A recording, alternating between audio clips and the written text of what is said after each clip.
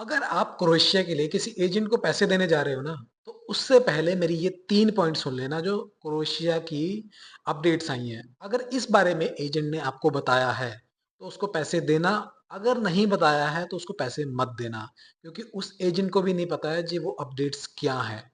मैं आप लोगों का कोई टाइम वेस्ट नहीं करूँगा इधर-उधर की बातें करके या नमस्ते करके, हम सीधा मुद्दे के ऊपर आते हैं। हमारा जो पहला अपडेट है वो है अलायंस एक्ट 2026। क्रोएशिया की गवर्नमेंट ने ये अपडेट दिया है कि अगर आप क्रोएशिया वर्क परमिट पे जा रहे हो तो आपको 1 साल के बाद लैंग्वेज टेस्ट देना पड़ेगा, मतलब आपको क्रोएशियन लैंग्वेज सीखनी पड़ेगी वहाँ। ये गवर्नमेंट टेस्ट होएगा हर किसी का। अगर आप इस टेस्ट को क्लियर नहीं कर पा रहे हो तो 1 साल बाद आपका जो वर्क परमिट है वो रिन्यू नहीं होगा, आपको वापस अपनी कंट्री आना पड़ेगा। हमारा जो दूसरा मुद्दा है वो है अकोमोडेशन को लेकर। पहले ये होता था जी, कंपनीज बहुत सारे लेबर्स को एक ही रूम के अंदर, मतलब 8 से 10 बंदे रखती थी। मतलब पूरे फ्लैट के अंदर कम से कम वो 20 से 25 बंदे घुसा के रखती थी। बट यहाँ पे क्रोएशिया गवर्नमेंट ने कुछ चेंजेस किए हैं। जो भी एक बंदा होएगा उसको कम से कम 14 स्क्वायर मीटर की जगह मिलनी चाहिए। मतलब एक रूम के अंदर इतने ज्यादा अब बंदे नहीं रहेंगे। इसके अंदर लेबर्स को काफी ज्यादा राहत मिलने वाली है। और अगर ऐसा कंपनी नहीं करती है तो गवर्नमेंट की तरफ से कंपनी को बहुत बड़ा फाइन लगेगा। जो तीसरा हमारा मुद्दा है वो है आपके वर्क परमिट को लेके। अब गवर्नमेंट ने ये कर दिया है कि जब भी आपका वर्क परमिट आने से पहले आप लोगों को अपनी मेडिकल रिपोर्ट्स वगैरह जो सरकारी होती हैं, जैसे कोविड सर्टिफिकेट हो गया और जो प्रॉपर मेडिकल टेस्ट होते हैं, वो पहले आपकी आगे जाएंगी।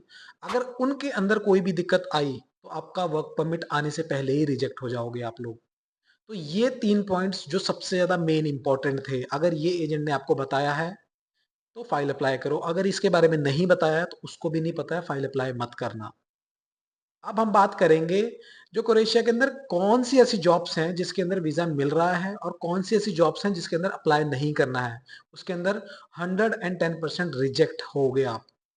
अगर इन 3 फील्ड्स के अंदर आपके पास स्किल है या एक्सपीरियंस है तो ही इस 3 फील्ड के अंदर अप्लाई करना। पहला कंस्ट्रक्शन लाइन, दूसरा हॉस्पिटैलिटी लाइन जो वेटर होते हैं, शेफ होते हैं या क्लीनिंग डिपार्टमेंट में जा रहे हैं, तीसरा logistics and driving. In 3 fields के अंदर 90% चांसेस हैं जो आपको वीज़ा मिलेगा। अगर इस 3 फील्ड्स के अलावा आप लोग कहीं अप्लाई कर रहे हो तो मत करना, वो 110% है, रिजेक्ट होएगा, क्योंकि इस टाइम क्रोएशिया के अंदर लेबर्स की बहुत ज़्यादा डिमांड है और लेबर्स नहीं मिल पा रही है। अब तीसरे पॉइंट की बात करेंगे जहाँ पे सबसे ज़्यादा लोगों को कन्फ्यूजन होती है, वो होती है प्रोसेसिंग टाइम की। एजेंट आपको यही बोलेगा कि 3 से 4 महीने के अंदर मैं आपकी फ़्लाइट करा दूंगा, 3 महीने में परमिट आ जाएगा, साथ के साथ आपकी एम्बेसी अपॉइंटमेंट करवा दूंगा और चौथे मंथ आपका फ़्लाइट हो जाएगा। बट ये सब झूठ है। नए अपडेट के हिसाब से आपका परमिट ही 3 से 5 महीने के अंदर आएगा। ये बात सच है, 3 से 5 महीने सिर्फ आपका वर्क परमिट आने में लगेगा।